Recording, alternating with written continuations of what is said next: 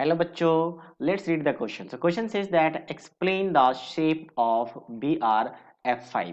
तो BrF5 का shape हम कैसे डिसाइड करेंगे? तो सबसे पहले हम देखेंगे कि ब्रोमीन के आउटरमोस्ट में कितने इलेक्ट्रॉन्स हैं। टोटल आउटरमोस्ट में इसके 7 इलेक्ट्रॉन्स होते हैं ब्रोमीन के। एटॉमिक नंबर नहीं ध्यान रखें, एटॉमिस्ट में इलेक्ट्रॉन है। तो 7 इलेक्ट्रॉन में 5 फ्लोरीन है। फ्लोरीन के आउटरमोस्ट में भी 7 इलेक्ट्रॉन होते हैं, तो उसको एक इलेक्ट्रॉन चाहिए होता है शेयरिंग के लिए, ताकि उसका बॉन्डिंग ऑक्टेट कंप्लीट हो जाए। तो इसका मतलब टोटल हम सबसे पहले क्या करेंगे, किसी भी शेप देखने के लिए हम निकालते हैं एस्टेरिक नंबर। और एस्टेरिक नंबर होता है कितने सिग्मा बॉन्ड बना रहा है, कितना आपके पास लॉन पेयर है। अगर एस्टेरिक नंबर 2 हो जाए तो वहां पे आपका शेप का वहां पे हाइब्रिडाइजेशन पहले कहा जाता है एसपी, और एसपी के बेसिस हम शेप देखते हैं। अगर एसपी है तो लीनियर हो जाएगा। यहाँ पे 3 हो तो sp2 हो जाएगा।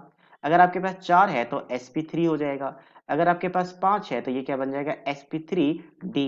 अगर ये 6 है तो sp3d2, और मैक्स टू मैक्स 7 तक जाता है sp3d3। तो इसी के बेसिस पे शेप भी डिसाइड होता है कि हाइब्रिडाइजेशन क्या है, उसके बेसिस पे शेप होगा। तो पहले हम इसका हाइब्रिडाइजेशन डिस्कस करते हैं। तो हाइब्रिडाइजेशन के लिए सिग्मा बॉन्ड तो पता चल गया कि 5 फ्लोरीन है, तो ऑब्वियसली 5 सिग्मा बॉन्ड तो बनाएंगे, क्योंकि कोई भी एटम किसी दूसरे एटम के साथ मैक्सिमम मैक्स टू मैक्स एक ही सिग्मा बॉन्ड बनाती है। तो 5 सिग्मा बॉन्ड हो गया। अब हम बात करते हैं लॉन पेयर। तो लॉन पेयर कैसे निकालते हैं, कितने फ्री इलेक्ट्रॉन है। 7 आउटर मोस्ट में इलेक्ट्रॉन है, 7 आउटर मोस्ट में, उसमें से 5 इलेक्ट्रॉन फ्लोरीन के साथ शेयरिंग कर लेगा।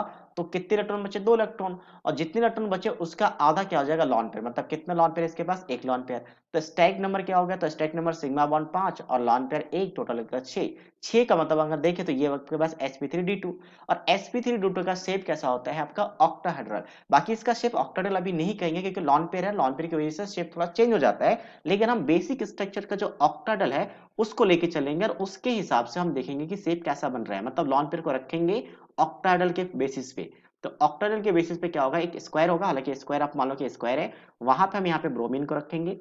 और लॉन पेयर को ऐसे रखना है कि रिपल्शन सबसे कम हो, क्योंकि विस्पर थ्योरी के हिसाब से लॉन पेयर बॉन्ड पेयर का रिपल्शन सबसे ज्यादा होता है as compare to bond pair bond pair. तो हम क्या करेंगे, चारों फ्लोरीन को 4 कॉर्नर में रख देंगे इस तरीके से। ठीक है, 4 फ्लोरीन को 4 कॉर्नर में रख दिया। अब एक फ्लोरीन को हम नीचे रख देंगे, और एक फ्लोरीन को हम अच्छा, एक लॉन पेयर बचा उसको ऊपर रख देंगे।